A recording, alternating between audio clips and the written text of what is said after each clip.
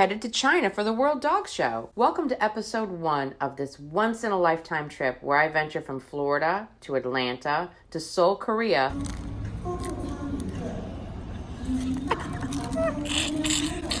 before arriving in Wuhan and then Shanghai, China. Follow Dolly and I in our amazing adventure. This is only episode 1 of my I have no idea how many episodes I'm going to get out of the plethora of footage from this amazing trip to China series I'm putting together. So be sure to subscribe and ring that little bell so you don't miss one episode.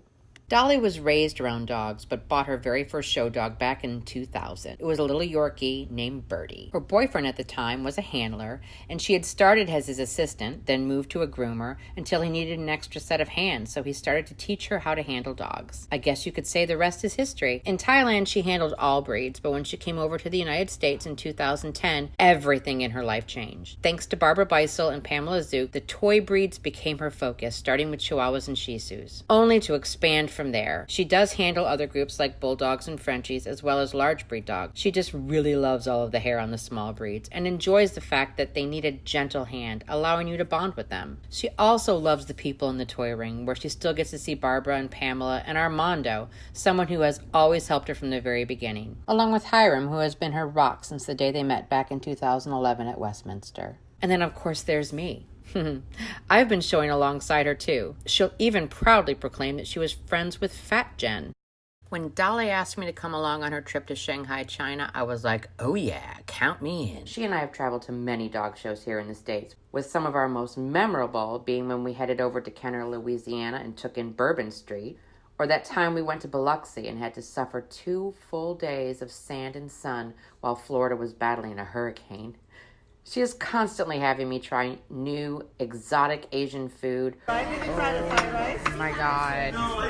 And it has a butt too. You don't know. Or teaching me Thai words, and I am constantly mucking it all up. Tinka. Can you say that? No. Thin. Thin. Thin. Thin. Thin.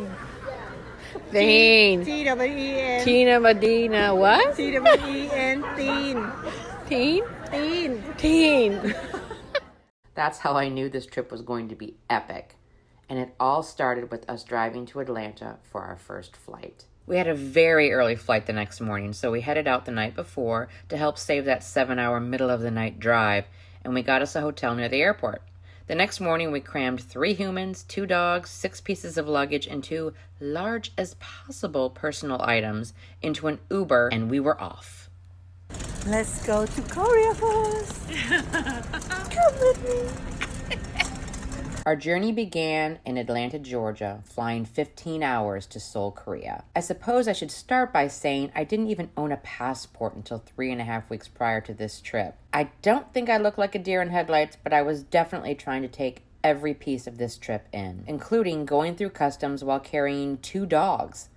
The paperwork alone to get them in and out of 3 different countries was insane. I was very impressed with how Dolly had it all prepared and ready to go. Of course, we kind of stood out. 2 adorable dogs. Yeah, we were like little celebrities. What are you doing there, hot I need coffee so bad.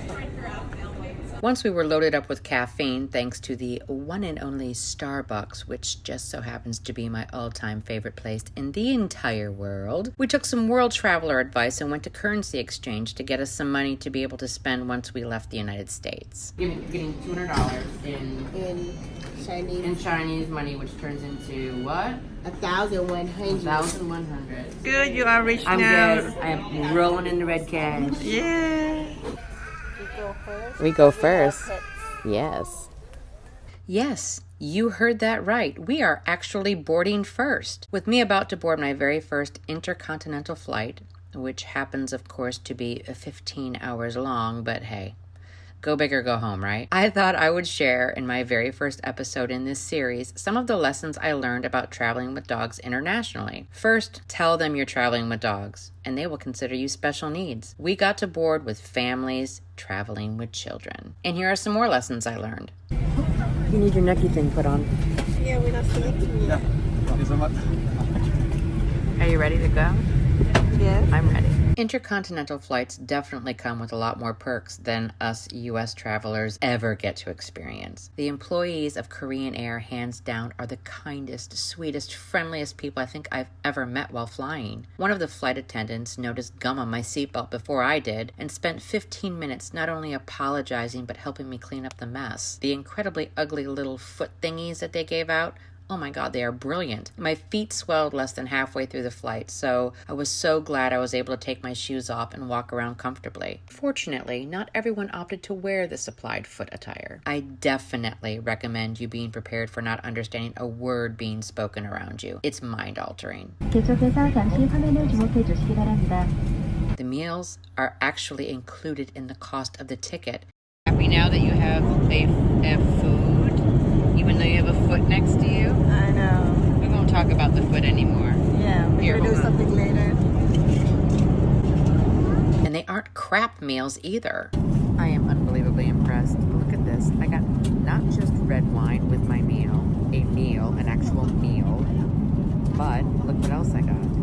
Real silverware and a real plate. And this is glass. If you are lucky enough to be able to actually sleep on an airplane, they are awesome because they turn off the lights in the cabin, which would allow those that can sleep to get some rest. Me, yeah, not so much. I tried really, really, really hard, but I just couldn't sleep. Plus, my damn iWatch kept telling me to stand up. I may have lacked sleep, but I caught up on tons of blockbuster movies I have never been able to see and giggled as we asked for extra drinks while everyone else was sleeping.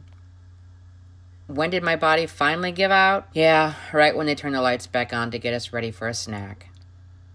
And of course, landing in Seoul. My next episode is going to be all about the Incheon Airport in Seoul, South Korea. We have a 17-hour layover where we basically have to live in the airport. And I'm going to share our adventures.